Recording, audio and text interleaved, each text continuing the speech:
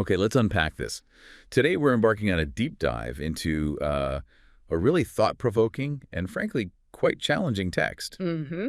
It's excerpts from the book The Modern Anglo-Dutch Empire, Its Origins, Evolution, and Outlook by researcher and author Robert D. Ingraham. Right. And it's definitely a book that doesn't just recount history in the usual way. Not at all. It presents a very specific, you could say, a very provocative perspective Yeah. on what the author sees as the fundamental forces shaping the modern world. Yeah, it really challenges a lot of, standard academic views you might be familiar with. Absolutely. And our mission here in this deep dive is really to walk through this author's central argument. Which is? Well, what they define as the nature of empire, specifically this idea of a modern Anglo-Dutch empire. Where did it come from, according to the author? How did it evolve? And crucially, its core conflict, as the book presents it, with the American constitutional republic and what the author calls the American system of economics. Exactly. So we'll be exploring the book's critique of, mainstream history, tracing the philosophical roots the author identifies for this concept of empire, going way back. Way back. Ideas like Roman law, and then looking at the rise of Venice, its methods. Which the book presents as quite distinctive. And then following that thread, as the author argues, that system sort of shifted, right? Evolved into the Anglo-Dutch structure. Drawing on influences from places like the School of Salamanca, Calvinist thinkers, figures like Locke, Grotius. Quite a mix. Yeah, quite a complex intellectual history being laid out there. And then we'll get into the more intense parts, the book's description of the nature of this modern empire. Its alleged reliance on things like, slavery, perpetual war, drugs, finance.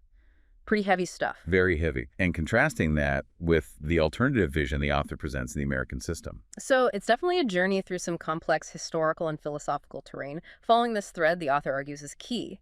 Key to understanding today's world from their perspective. And what does it all mean for you, the listener? That's what we're here to explore. Absolutely. And the author really doesn't ease you in, do they? The premise is just laid out immediately. Right up front. Empire is the mortal enemy of humanity. Wow. And the historical mission of the United States, from this viewpoint, is to eliminate that enemy. Period. That's certainly a bold statement to start with. Yes. And it's followed up pretty quickly by this direct challenge to what they call modern academically approved histories. Calling them flat out incompetent. Incompetent. That's strong language. Why such a harsh judgment, according to the book? Well, the book gives two main reasons for this alleged incompetence. Okay. First, what the author sees as a fundamental failure among historians to really grasp the essential difference. They use this phrase, axiomatic species difference. Species difference between what? Between the American Constitutional Republic and the British Empire. The author claims this is most obvious in failing to distinguish between, say, the American approach to national banking and the European system of private central banking. So it's not just like different policies, but a fundamentally different kind of government, a different species, as the author puts it. Precisely. Yeah. That's the argument. And the second reason given for this historical incompetence, Yeah. it's the contamination of historical analysis with what the author calls a mechanistic fatalist approach. Mechanistic fatalist. Mhm. Okay, what does that mean in this context? They see it in Marxist historians, which maybe isn't surprising. But interestingly, they also see it in schools like Chicago and Vienna economics, the focus on impersonal market forces. Wait, hang on. So the author is lumping Marxist analysis and certain free market economic schools together, saying they share the same basic flaw. That's exactly the book's argument. It claims that philosophically, followers of Marx, von Hayek, people like that, they're essentially identical in their empirical mechanistic methodology. So it's a critique of viewing history or economics as just predictable mechanical reactions, like billiard balls. Yeah, instead of being shaped by human intention, by creative reason, by fundamentally different ideas about what society is actually for. And that idea, different core ideas about humanity and society, that seems to be exactly where the book goes next, these contrasting philosophical foundations. Yes, the author presents this fundamental split, arguing that history's great conflict really stems from two opposing views of what a human being is, and therefore what law is. Okay, what are the two sides? On one side, you've got the concept the author links to the Commonwealth ideal, the idea of a divine seed and natural law based on human reason. And this is where Nicholas of Cusa comes in, from the 1400s. Exactly. The author cites Cusa from 1433, saying natural law is based on human reason, and that all law is ultimately rooted in the reason of man. And his concept of a divine seed, what's that about? Cusa talked about this divine seed existing in all people because of their equal birth and natural rights. And the really crucial part, according to the author, is Cusa's argument that legitimate authority comes from God, yes, but through the common consent of the subjects. Ah, consent of the governed. Right. This is presented as the philosophical basis for modern nation-state republics, especially the U.S. It reflects a kind of Platonic idea, of a divine spark of reason distinguishing humans from beasts. The book also mentions Friedrich Schiller having similar ideas. Okay, so that's one side. Reason, divine spark, consent. What's the opposing view? The other side of the coin. The other side, which the author ties directly to the empire ideal, is rooted in Roman law and what they bluntly call the idea of man as beast. Man as beast. Wow, that sounds pretty bleak. It's a stark contrast, yeah. Yeah. The book actually quotes Roman law, stating, "The law of nature is that law which nature teaches to all animals, does not belong exclusively to the human race, but belongs to all animals." So under this Roman law concept, the author is arguing there's no fundamental distinction made between humans and animals when it comes to basic natural law. That's the author's reading, yes. Man is seen as just born into nature like any other animal, subject to the same fixed, unchanging rules. Natural law, in this Roman sense, the book claims, is not derived from human reason or our unique capacity to understand and, act upon the universe. It's more like instinct, or just the fixed laws of the jungle applied to humans. Pretty much. Everything's viewed from man's fixed place within a predetermined nature.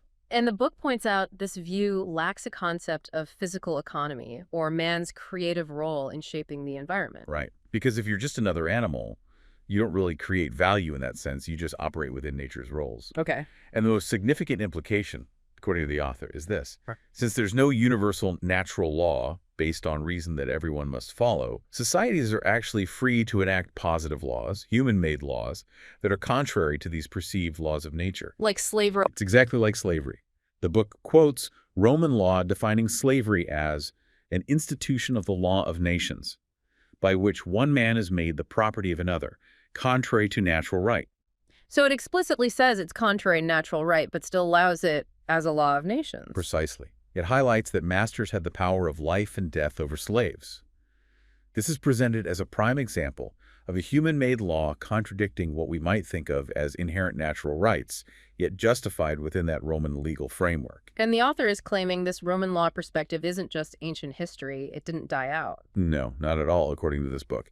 It argues this perspective has defined the oligarchical notion of natural law and jurisprudence, right down to the modern era. Seriously, where? They claim it's even found embedded in present-day European constitutions, and specifically mentions the Napoleonic Code as a modern fascist version of it. Wow. Okay. So the argument is that empire, historically, has always tried to extinguish this idea of man having a divine spark of reason. Yeah, and relegate humanity back to servile conditions, like under the Roman Empire or feudalism. Yeah. That's the author's big picture theme. Okay, so if those are the deep philosophical roots, where does the author trace the actual history of this empire? It goes way back, you said. Way back to prehistoric times, but really emphasizing the paradigmatic role of the Babylonian priesthood. As controllers of religion, banking, culture, the whole package. Right. Babylon, the author argues, set a pattern. This model continued through the Persian Empire, the Greek temple at Delphi, the Roman Empire itself, and the Byzantium. But the book argues this specific imperial outlook had a major comeback later. Yes, with the emergence of Venetian power, starting around the 11th century. As a kind of explicit return of that Roman imperial outlook. Exactly. The book describes Venice's rise, how it eventually reversed roles with Byzantium, becoming the dominant force in the Mediterranean by about 1200. And how did they do it? What were their methods, according to the book? It highlights Venice often organizing crusades, specifically mentioning the Fourth Crusade, the one that sacked Constantinople in 1204. Right, a Christian city sacked by crusaders. Yeah, and the book claims this directly led to Venetian territorial gains, like grabbing Crete and colonies along the Adriatic. So military action was involved, but was that the core of their empire? The book argues no. Their empire was primarily not about geographical expansion in the usual sense. It was about maritime power and, crucially, financial ascendancy. Financial power. Yes. Power based on controlling trade, especially the east-west routes, and manipulating banking and currency. It contrasts Venice with places like Germany or France that were more focused on manufacturing. For Venice, power was controlling the flow of money and goods. Okay, but then goes Renaissance, new ideas, exploration. How did Venice, as this financial empire, respond to that challenge? Well, the Renaissance was a huge problem for the Venetian system, according to the book. You had this explosion of transoceanic travel. People could literally leave. Exactly. Emigrate to the New World. Escape the old world oligarchical matrix, as the author puts it. A physical escape route. But there was a bigger challenge too, right? Not just people leaving. Yes, the book argues the deeper challenge Venice couldn't solve with its old methods was the idea of the Commonwealth itself, combined with this incredible scientific and technological progress unleashed by the Renaissance.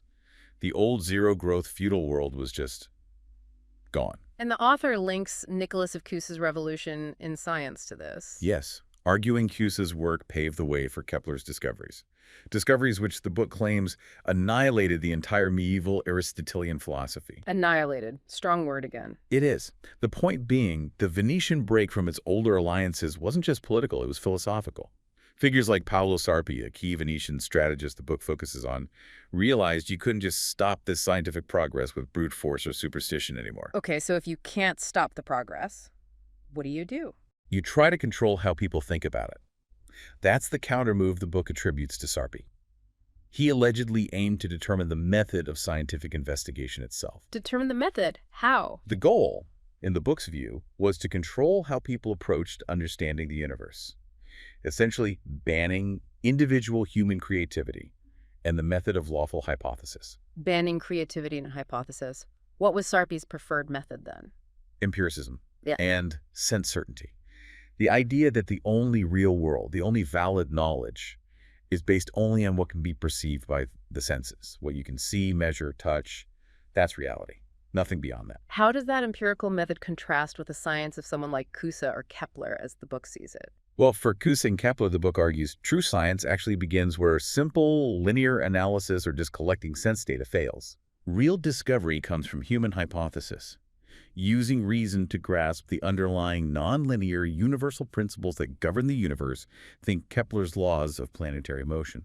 It's not just about describing what you see, maybe statistically, but understanding the why, the hidden laws. So Cusa and Kepler are looking for the rules of the game. While Sarpi, according to the author, wanted science to just describe the plays on the field, perhaps find statistical patterns, but not look for those deeper, non-obvious rules or principles. And the book brings Galileo Galilei into this specific picture as Right. part of Sarpi's strategy. It does, controversially describing Galileo as Sarpi's puppet in this effort. Puppet. Yeah. That's quite a claim. It is. Hmm. The book points to Galileo's work on gambling, sopra le scoperte, which used statistical probability, presenting this as a linear mathematical method directly attributable to Sarpi's influence. It also makes the claim that Galileo's telescope wasn't actually a unique invention.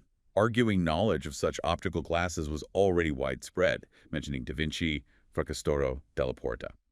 The suggestion is Galileo's role was more about presenting it strategically within Sarpi's empiricist agenda. Okay, so the argument is Venice couldn't maintain a global geographical empire itself, but its financial model and this Sarpi-driven philosophical method allegedly shifted, were facilitated, and passed on to others. Leading to the building blocks of what the book calls the new Anglo-Dutch oligarchy. Exactly. And this is where the book brings in the Spanish School of Salamanca, founded 1526, Francisco de Vitoria. Right. This school produced a huge amount of work, theology, economics, law. And its influence spread, ironically, even into the Protestant North. Yes, the book notes that irony. It also mentions its modern revival by groups like the von Mises Institute, the Austrian school. But what's the core idea the author wants us to take from Salamanca in terms of building this new oligarchy? The key takeaway, especially via figures like Fernando Vasquez de Menchaca, is this principle. Private life and private interests precede the state. They have precedence over the state. Precede the state? How so? Private property, they argued, comes from the law of nations.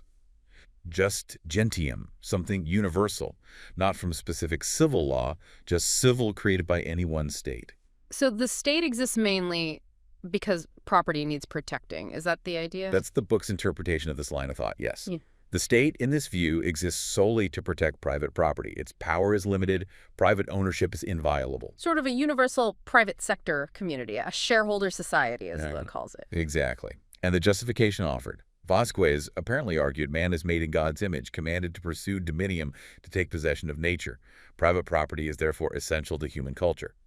Society's power is seen as based on the individual, property rights, family, free exchange. And the book makes that provocative claim we mentioned. John Locke repeated many of these arguments almost verbatim. Okay, so Salamanca provides this intellectual groundwork, prioritizing private property rights above the state. The book also mentions the Calvinist monarchomax, the king killers. Yeah, this network, Hotman Beza, the anonymous author of Vindici contra Tyrannos, the book notes their association with Paolo Sarpi and their backgrounds in Roman law. And that text, Vindici contra Tyrannos, is highlighted. Yes. It's often attributed to Sarpi's ally, Philippe Duplessis Mornay. While it presents itself as a defense against tyranny, the book focuses on Part 3. Which asks? It asks if resistance is lawful against a prince who is oppressing the public state. And what's Mornay's argument there, as presented by the book? Mornay argues resistance is justified only if the monarch threatens the life or property of the populace. He bases this on popular sovereignty, claiming God's covenants with the people, and private property is fundamental to that covenant. But the author reads this differently than just a simple defense of rights against tyranny. Yes, very differently.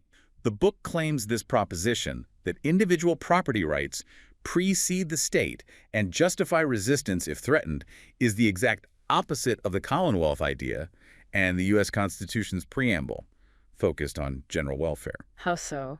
The author argues Mornay isn't just justifying resistance to tyranny, but resistance to sovereignty itself, if that sovereignty dares to infringe on absolute private property rights. And this connects back to that Roman law, man as beast idea. It does. The book quotes Mornay justifying self-defense and property defense by saying it's taught by nature, like an instinct in animals against predators, and yet much more in man against man himself if man become a beast. If man become a beast. Right. The book interprets this phrasing as a direct link back to the Roman law idea that doesn't fundamentally distinguish humans from beasts, implying this view of human nature underpins the supreme prioritization of property. Okay, we also have figures like Hugo Grotius and Alberico Gentili mentioned. Influential writers on international law, yeah. The book claims Grotius was ensnared in Sarpi's web. That's the phrasing. It argues his theories on law and trade were essentially lifted from the Spanish School of Salamanca's pluralist free market views.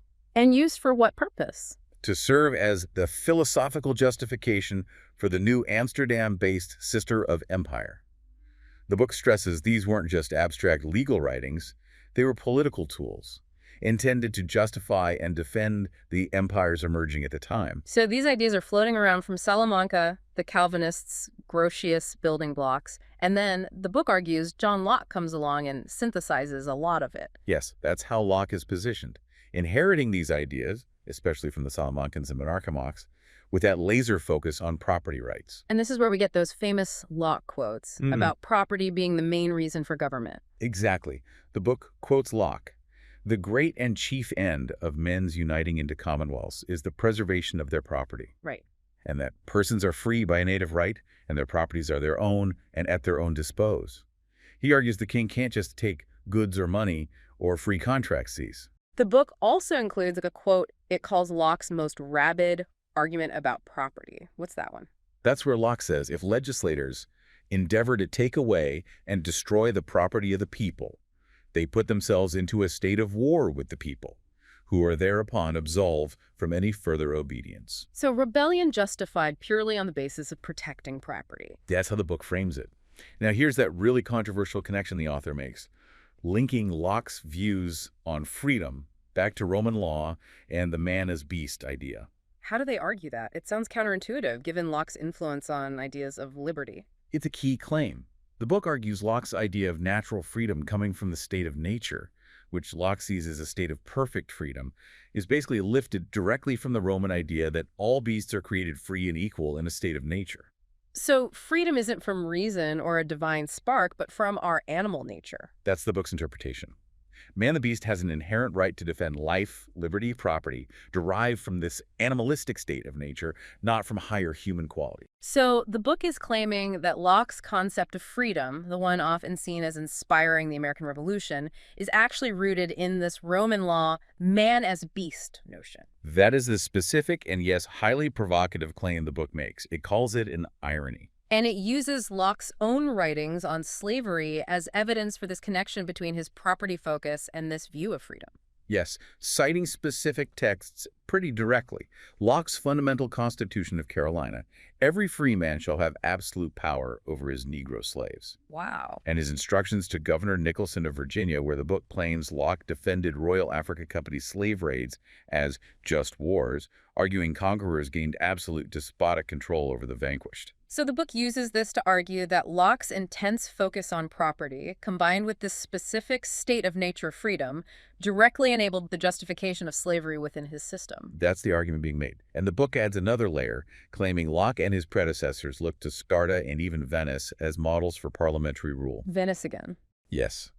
The author wraps this section up by stating the defining issue, the fundamental split between European parliamentary systems and the American Commonwealth idea, boils down to sovereignty. Sovereignty, meaning what in the author's view? Meaning that parliamentary systems, as they evolved in Europe, were designed to be subordinate creatures of a financial oligarchy, intentionally weak systems of limited sovereignty. Limited by? Limited by the power of private finance, essentially. In contrast, the Commonwealth idea, captured in Lincoln's phrase, government of the people, by the people, and for the people, embodies a true, indivisible, sovereign principle.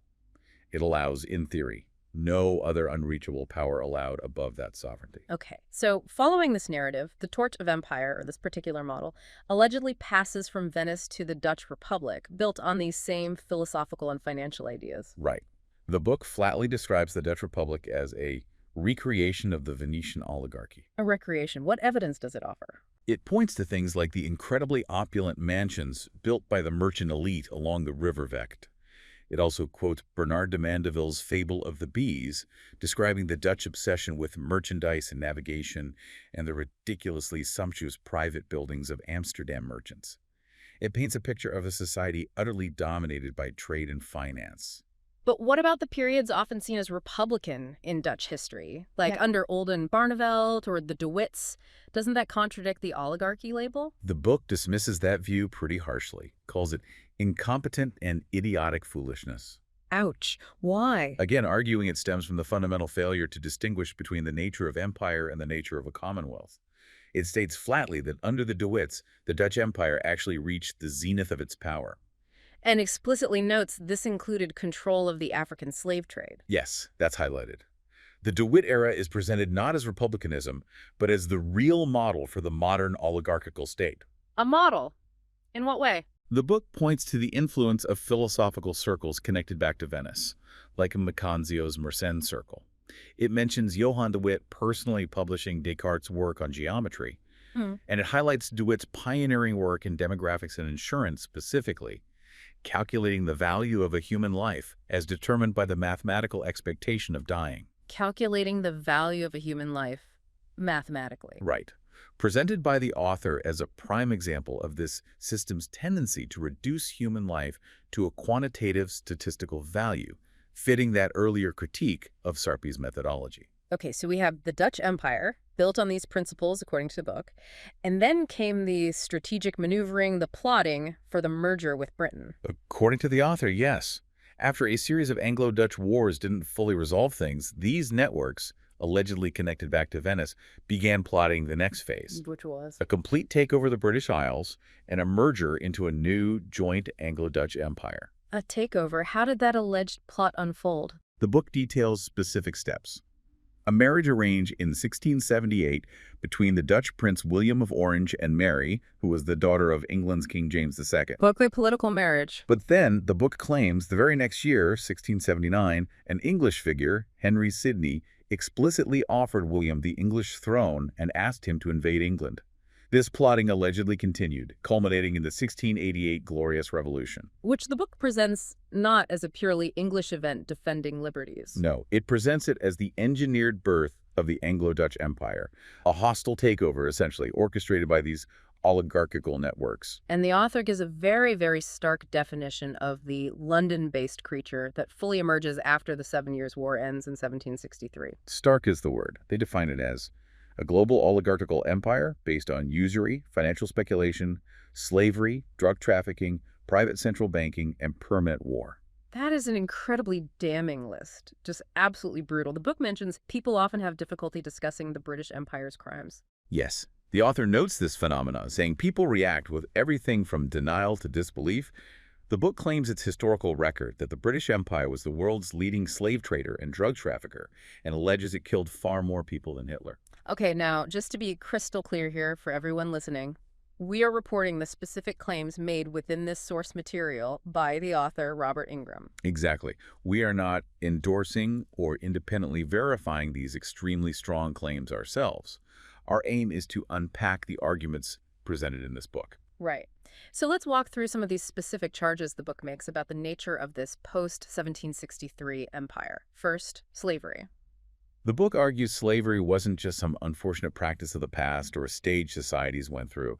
It calls it the very essence of empire. The essence. Yes, a necessary practice and a fundamental principle, going back to Babylon, defended by Aristotle, and made explicit in Roman law's concept of property rights.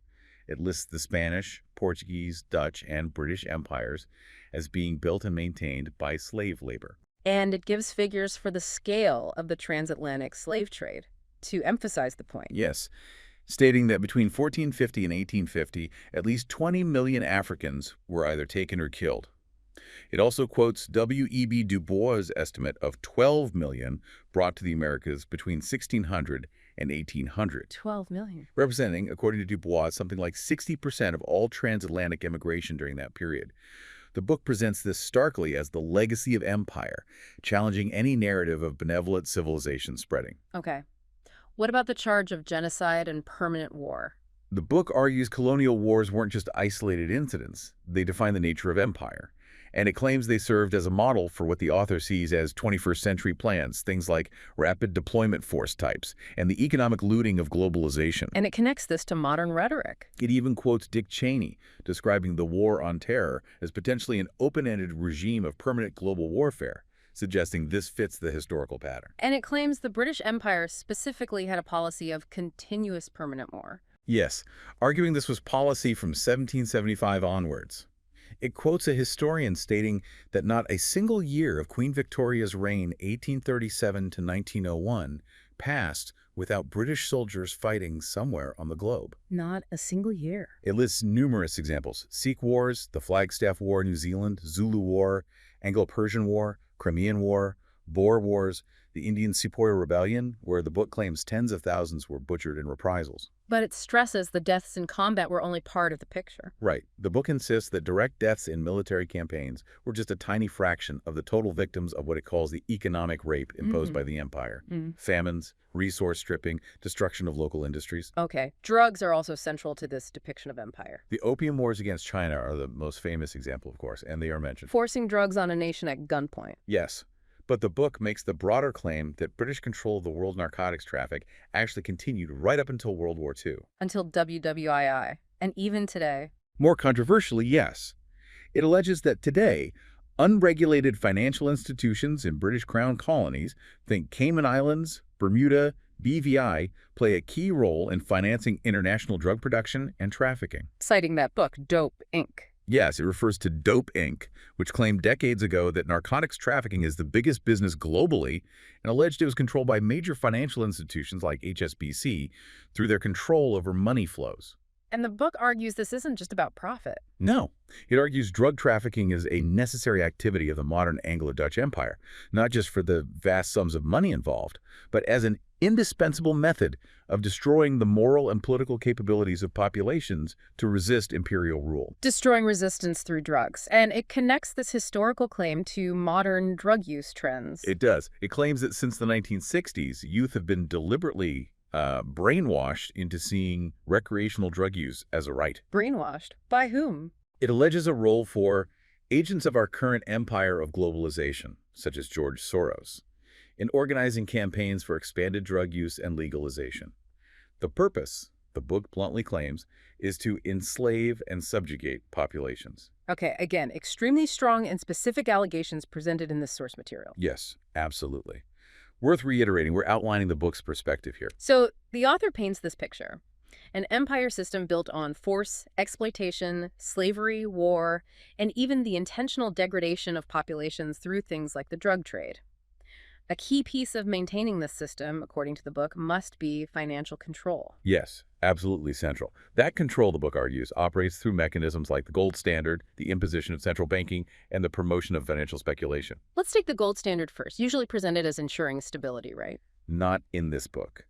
It describes the British gold standard before 1931, not as just economic policy, but as a geopolitical weapon, aimed squarely at British domination and global subjugation. How did the author argue it achieved that dominance? London's control over gold reserves gave it immense leverage over foreign banks and governments. The book mentions America's dependence in the 1830s as an example. Britain allegedly blackmailed other nations into joining the gold standard. Blackmailed them. Yes, and then, once they were in, pressured them to impose central banks structured on the British model. These central banks would then manage their national economies and balance of payments in ways that ultimately served London's interests. And central banks across the world actually adopted this British model. According to the book, yes, widely. It lists examples from the late 19th and early 20th centuries. Sweden, Denmark, Italy, Belgium, all either founded or reformed their central banks on the British model, giving them monopolies on currency issuance. It also mentions Japan initially trying an American-style national bank, but that failing, and Japan shifting to a British-style central bank system by 1882. The author views these institutions not as neutral administrators, but as crucial tools of this empire system. Okay, gold standard central banks.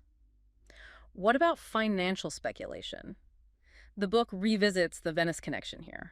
It does. It explicitly states that the kind of gambling seen at Venice's Ridotto Casino and the speculation that later flourished at the Amsterdam Bourse are identical in principle. Identical how? Both, the book argues, rest on defining wealth purely by abstract money, completely disconnected from the physical economic process of actually producing useful goods or services or improving living standards. And this connects back to Sarpi's methodology we talked about earlier, the empiricism, the statistics. Yes, the book claims both are based on the linear statistical mathematical methods introduced by Paolo Sarpi.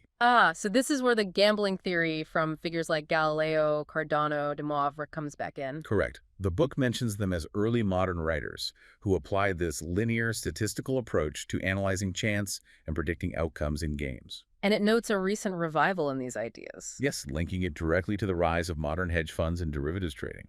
Based on the underlying idea that financial events, market movements, can be reduced to linear formulas and statistically predicted, like the roll of dice. Exactly. The Sarpi-Galileo-Descartes method, as the book frames it, it claims this is the philosophical basis for complex derivatives formulas, like the famous Black-Scholes model, and also for insurance actuarial tables. And it contrasts this sharply with Kepler's approach. Yes. Kepler, representing the opposing tradition, sought nonlinear universal principles governing phenomena, not just statistical descriptions or predictions based on past data. So what's the concrete outcome of this speculative methodology being dominant, according to the author? The book describes it as fostering the delusion that the financial markets can be used, predicted, and manipulated to amass more and more wealth, countable money, regardless of what is going on in the physical economy or the real state of the population. A delusion. It calls this a gambling addict's chimera, a fantastical, ultimately self-destructive belief that you can get rich just by manipulating symbols, divorced from real-world production and well-being. This whole system, this empire system, as the book describes it, it sounds like the polar opposite of the American system you mentioned at the start. That's precisely how the book presents it. It explicitly dismisses the term capitalism as basically meaningless. Meaningless. Yeah, arguing the real historical battle isn't about capitalism versus socialism or something, but between the British Empire system of free trade and the protectionist American system of economics. Okay, so how does the book define this American system, the alternative?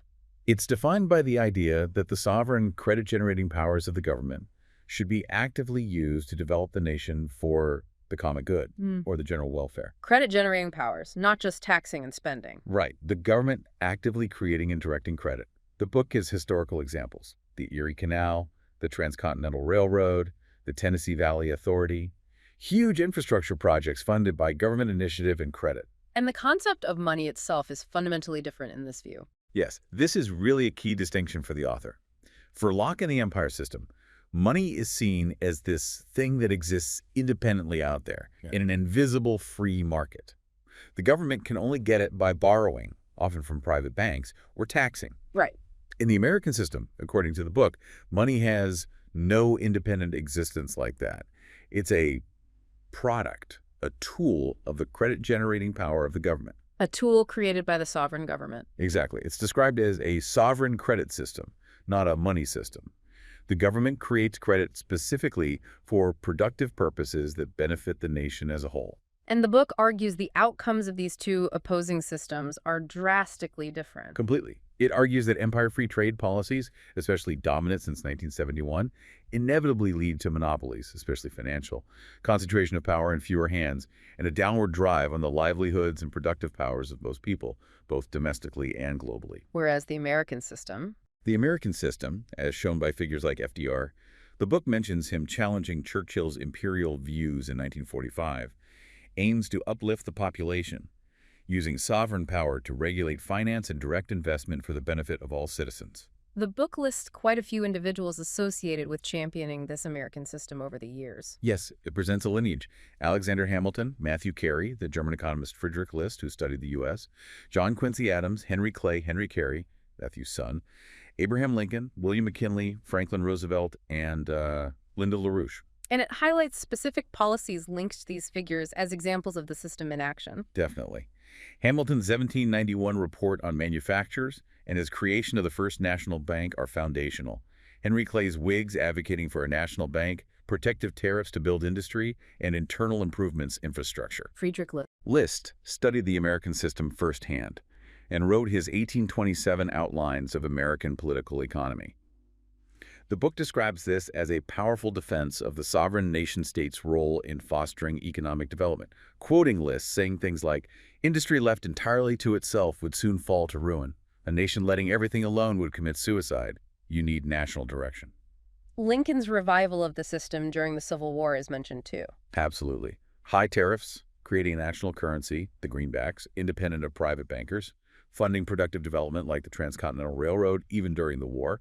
McKinley's high tariff policies in the 1890s are also cited. And then, of course, FDR's major return to these principles during the Great Depression. A crucial example for the author, breaking from the British gold standard in 1933. Right, you mentioned that. Reorganizing the banking system, Glass-Steagall, etc., using government credit power massively through things like the Reconstruction Finance Corporation, deploying figures like Harry Hopkins to run huge work programs, WPA, CCC.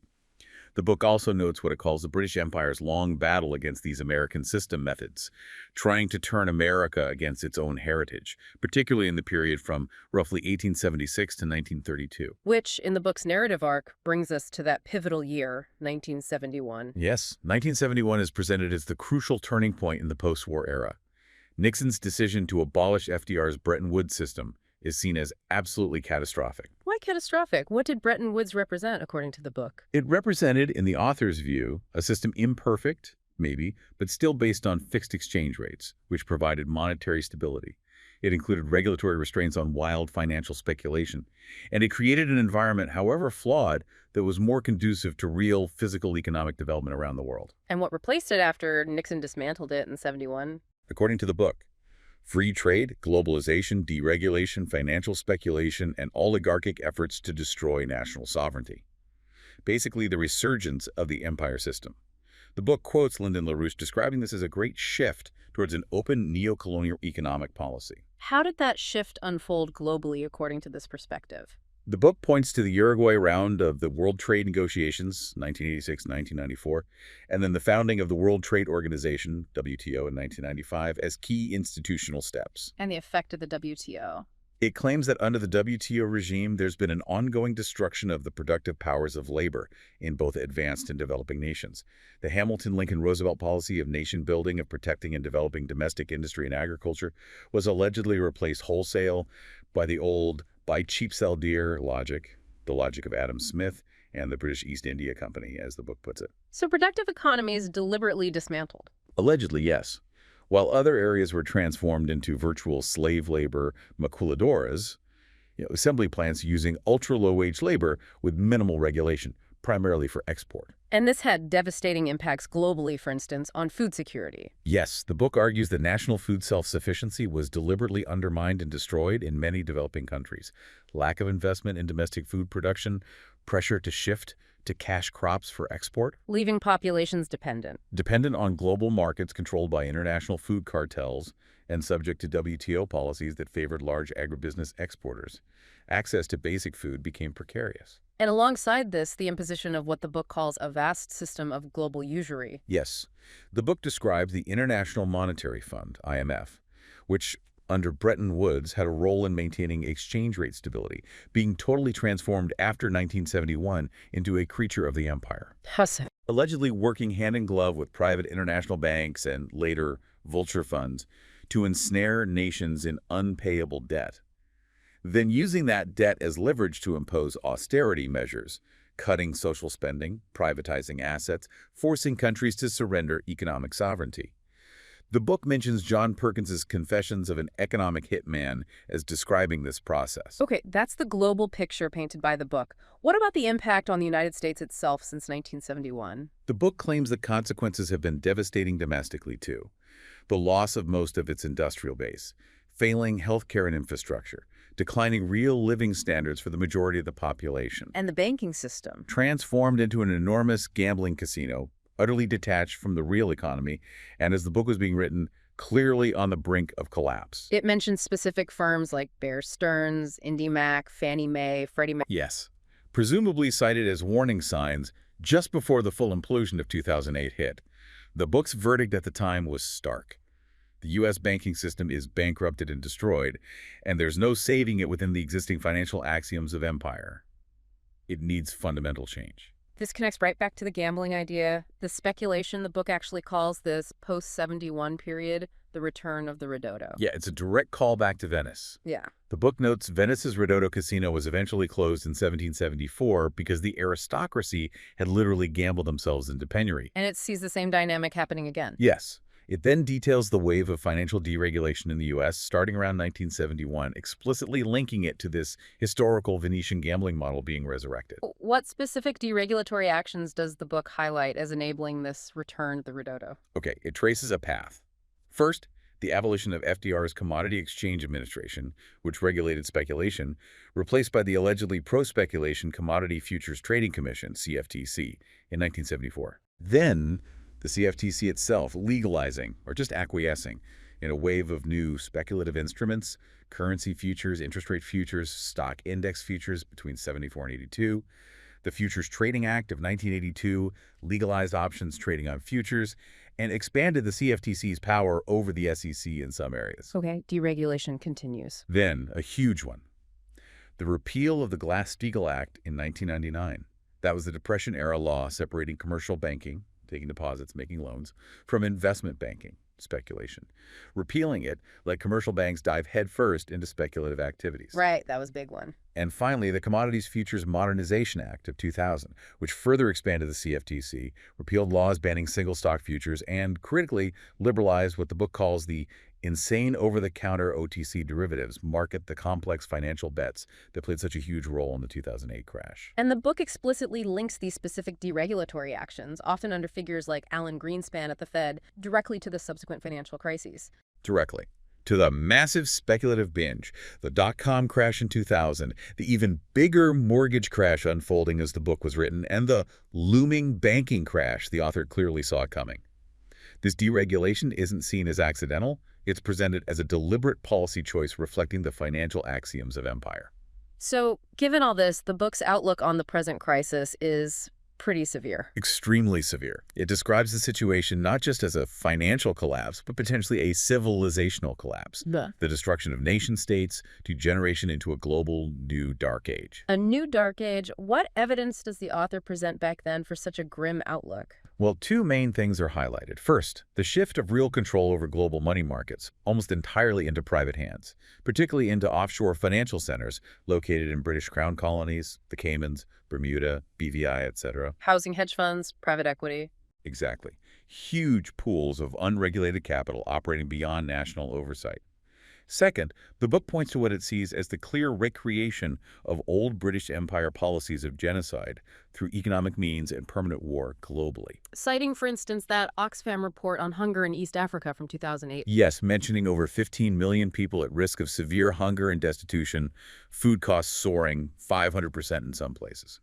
The book explicitly connects this contemporary crisis back to its earlier descriptions of British-induced famines and mass death in places like India, arguing it's the same systemic economic rape inherent in the empire system at work again today. Wow. Despite painting this incredibly dark picture, the book doesn't end on total despair. It concludes with a message of hope and a call to action. Yes, somewhat surprisingly, given the brutal analysis that precedes it, the author states very clearly, the solutions are all available. The solutions are available. After all that. So what's required then if the solutions exist but things are so bad? What's required, the book says, boils down to two things: the will to act and individual courage. Individual courage. So the author doesn't see history as some predetermined machine grinding forward. Absolutely not. That goes against their whole critique of mechanistic thinking. The author explicitly states, history doesn't happen. It is voluntaristic. Voluntaristic, meaning? Meaning it's shaped by the conscious choices, Mm-hmm. the will, the actions of individuals and groups of individuals. It's not inevitable. People make history. And the book frames the current situation as a genuine life and death crisis, where those choices matter immensely. Yes. And the author issues a kind of call. Mm. If enough people act now, if they find the courage shown by, say, the soldiers at Valley Forge during the American Revolution, or the determination shown by Presidents Lincoln and Roosevelt in defending and reviving the principles of 1776, then time still exists to win this fight. But the warning is stark, based on the analysis of the accelerating crisis. Time is running short. And the book points to Franklin Roosevelt's speeches specifically as expressing the kind of philosophy and will that's needed. Yes, several are cited as examples of this opposing spirit. His first inaugural address, Facing the Depression, talking about putting people to work as if mobilizing for war, emphasizing direct government action. His 1936 annual message is highlighted, talking about government as a trustee for the public interest against entrenched greed, the money changers, the seekers of selfish power who gang up against liberties, and calling for exposing their autocracy. Strong language from FDR, too. Very. And his 1944 State of the Union address, proposing the Second Bill of Rights and Economic Bill of Rights. Guaranteeing The right to a job, a decent home, medical care, education, economic security. FDR framed this as moving toward new goals of human happiness and explicitly warned against the danger of a rightist reaction, a return to fascism, if America just went back to the normacy of the 1920s after the war. These are presented as examples of leadership and philosophy required to combat the empire system. So this book, The Modern Anglo-Dutch Empire by Robert Ingraham, it lays out this sweeping, often deeply controversial historical narrative. Yeah, arguing there's this continuous force of empire, rooted in specific philosophical ideas about man as beast and property above all, stretching from Babylon through Rome, Venice, merging into the Anglo-Dutch system. And manifesting today, according to the author, as a global financial oligarchy based on exploitation, war, drugs, speculation, all the things we've discussed. And as presented in the book, it sees the American system based on that contrasting philosophy of the Commonwealth, the general welfare, and sovereign government credit as the historical force fundamentally opposing this empire. A battle the author clearly believed was ongoing and reaching a critical point, especially since the dismantling of Bretton Woods in 1971. It's certainly a challenging, definitely a provocative perspective on the deep forces the author argues are shaping our world and driving today's crises. But it leaves us with that powerful idea about individual agency, doesn't it? Right. That history isn't just something that happens to us. It's not predetermined. It's actively shaped by the choices, the courage, or the inaction of individuals, especially when it comes to upholding principles like national sovereignty and the common good versus private oligarchic power. So maybe a final thought for you, the listener, to mull over based on the book's core argument. Considering this whole narrative about the nature of sovereignty, that true sovereignty lies with government of the people, by the people, and for the people, and allows no other power, especially private financial power, above it. How does that concept, as described by this author, impact the way you might look at the crises we face today? This is terrible. This is one of the worst catastrophes in the world.